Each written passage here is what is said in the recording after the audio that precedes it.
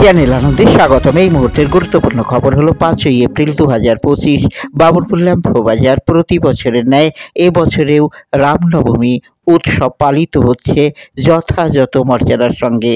6ই April Ramnavami উপলক্ষে এক বিশাল শোভাযাত্রার আয়োজন করেছে বাবুরপুর বজরংবলী পুজো কমিটি।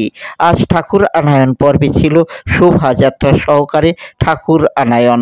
চ্যানেল আনন্দে দেখুন সেই ভিডিও চিত্র।